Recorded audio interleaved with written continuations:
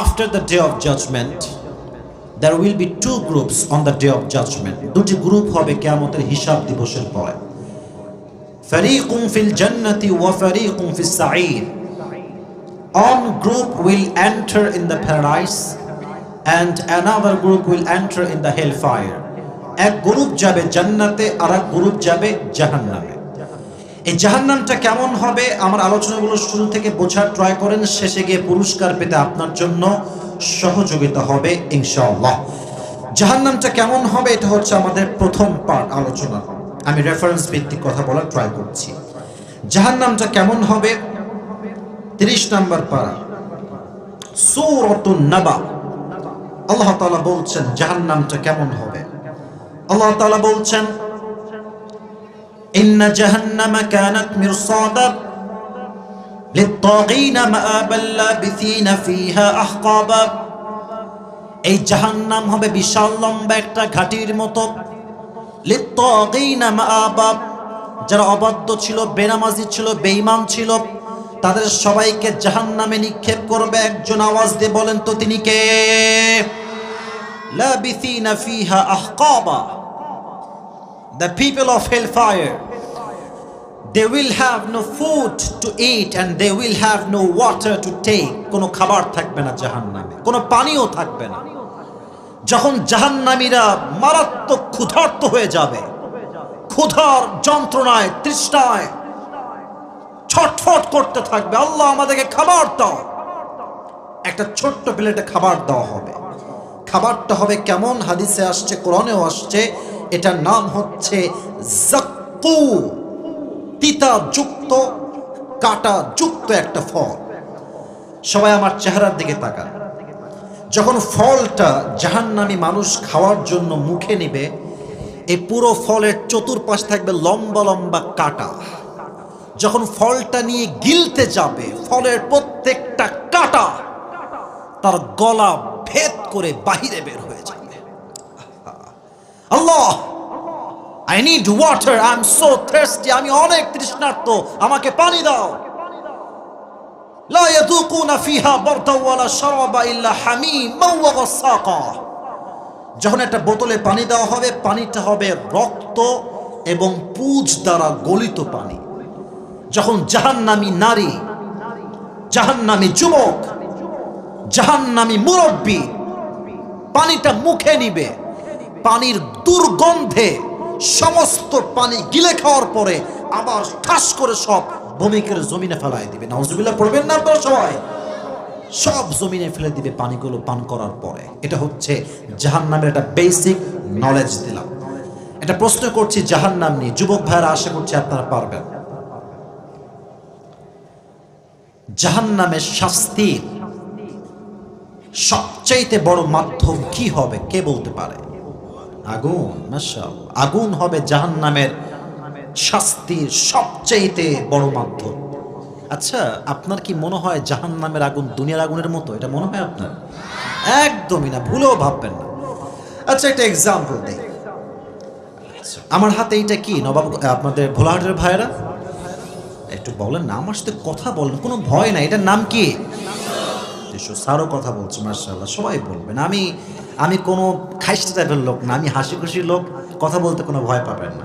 আচ্ছা, জানি এটা টিস্যু, তবে 2 মিনিটের জন্য ভাববেন এটা কোনো টিস্যু নয়, এটা হচ্ছে আমার হাতে একটা বিশাল লম্বা মোমবাতি। কি বাতি? যদিও মোমবাতি এখন আহামরি একটা ব্যবহার করা হয় না। আগে তো হারিকেন ছিল, আমার সময় আমি দেখেছি হারিকেন দিয়ে আমি নিজেও পড়েছি। তো মোমবাতির ঠিক এই উপর সাইডে দেখবেন নিভি নিভি একটা জিনিস জ্বলে, এটার নাম কি বলেন সবাই? আগুন জ্বলে। আচ্ছা, চাপায়ের ভোলাহাটের ভাইরা, আমি বললাম এই একজন যুবক এদিকে আসছে, হুজুর কি হয়েছে, আপনার কি সমস্যা? বললাম বাবু তোমার সঙ্গে একটা চ্যালেঞ্জ হবে আজকে। কি চ্যালেঞ্জ বলেন? আমি বললাম যে তোমাকে চ্যালেঞ্জটা হচ্ছে এইরকম, I will give you 10 crore টাকা, তোমাকে আমি 10 কোটি টাকা দিব। শর্ত একটা। কি শর্ত? শর্তটা হচ্ছে you have to put your finger in this fire just for 5 minutes or 10 minutes. তোমাকে তোমার ঠিক এই আঙ্গুলটা এই আগুনের উপরে একদম নিভি নিভি বিন্দুমাত্র আগুন, এই আগুনে তোমার হাতটা একাধারে কন্টিনিউয়াসলি 5 মিনিট এমনি রাখতে হবে বা 10 মিনিট। অনেস্টলি বলবেন, মন খুলে বিশ্বাস রেখে বলবেন, কোন যুবক তার হাত 10 মিনিট আগুনে রাখতে চাইবে? 10 কোটি টাকা দরকার নেই, রাখেন আপনার 10 কোটি, আমার হাতের দাম বেশি, রাখবো না আমি আমার হাত জাহান্নামের আগুনের মতো এই দুনিয়ার আগুনে, না না। কিন্তু কথাটা ভুল, জাহান্নামের আগুন দুনিয়ার আগুন একদম আলাদা। কত আলাদা? তিরমিজির হাদিস, নবী করিম সাল্লাল্লাহু আলাইহি ওয়াসাল্লাম বলেছেন, দুনিয়ার আগুনের চাইতে জাহান্নামের আগুনের তাপ 70 গুণ বেশি হবে। 70 গুণ। চিন্তা করেন একবার, একটু ভাবেন, 70 গুণ বেশি। আর এক হাদিসে আসছে, আবু হুরায়রা রাদিয়াল্লাহু তাআলা আনহু থেকে বর্ণিত, নবীজি বলেছেন, জাহান্নামের আগুনকে আল্লাহ রাব্বুল আলামিন প্রথমে 1000 বছর জ্বালিয়েছেন, ফলে তা লাল হয়ে গিয়েছে। আবার আল্লাহ রাব্বুল আলামিন জাহান্নামের আগুনকে 1000 বছর জ্বালিয়েছেন, ফলে তা সাদা হয়ে গিয়েছে। আবার আল্লাহ রাব্বুল আলামিন জাহান্নামের আগুনকে লম্বা 1000 বছর জ্বালিয়েছেন, ফলে তা কালো হয়ে গিয়েছে। এখন জাহান্নামের যে রংটা আছে, এটা লাল নয়, এটা সাদা নয়, এটা ভয়ঙ্কর কালো রূপ ধারণ করে আছে। বলেন আল্লাহু আকবার। কালো রূপ নিয়ে আছে, এটা হচ্ছে সেই জাহান্নামের আগুন। কোরআন কি বলছে? লা তুবকি ওয়ালা তাদর, the fire of hell will not leave them alive nor will it leave them dead। যখন জাহান্নামের আগুনটা আপনাকে স্পর্শ করবে, এতটা তাপ হবে, আপনি মরবেনও না, বাঁচবেনও না। নাযাআতাল লিশাওয়া, দেহের প্রত্যেকটা চামড়াগুলো খসে খসে মাটিতে পড়ে যাবে। নাউজুবিল্লাহ, পড়বেন না আপনারা সবাই? এটা হচ্ছে জাহান্নামের আগুনের সেই ভয়ঙ্কর তাপ। আমি দোয়া করি, আল্লাহ আমাদের সবাইকে তুমি এই জাহান্নামের ভয়ঙ্কর তাপ থেকে বাঁচাই দিও। সকলেই পড়া আমিন। এবার আসেন 3 নাম্বার চ্যাপ্টারে আমরা আসি। প্রথমে বলেছি জাহান্নাম দেখতে কেমন, 2 নাম্বার জাহান্নামের আগুনের তাপ কেমন, 3 নাম্বার সাহাবায়ে কেরামদের মাঝে বা সবগুলো হাদিস বলবো ঘটনা ভিত্তিক, ঘটনা বলবো, লেসন দিব। কিন্তু মেহেরবানি করে রাত বাজতে যাচ্ছে 12টা, আপনারা কি বিরক্ত হয়ে গেছেন এই জন্য? আরে চাপায়ের মানুষ তো ইসলামকে, কোরআনকে কলিজার থেকে ভালোবাসে যুবক ভাইয়ারা, ঠিক কিনা বলো? আমার তো বিশ্বাস, যদি আজকের মাহফিলে আরো বক্তা থাকতো, ভোর পর্যন্ত ওয়াজ হতো, প্রত্যেকটা যুবক ভোর পর্যন্ত ওয়াজ শুনে বাসায় ফিরে যেত, ঠিক কিনা বলে? মেহেরবানি করে আমার একটা আবদার রাখেন, পুরো জীবনে ভোলাহাটে আজকে এখানে প্রথম আসছি এলাকার ভেতরে, আবার কবে আসবো জানি না, আমার কথা একটা, কেউ ডান বাম করার সাহস করবেন না। এখনো স্টিল চুপচাপ যেমন, শেষেও থাকবেন চুপচাপ তেমন।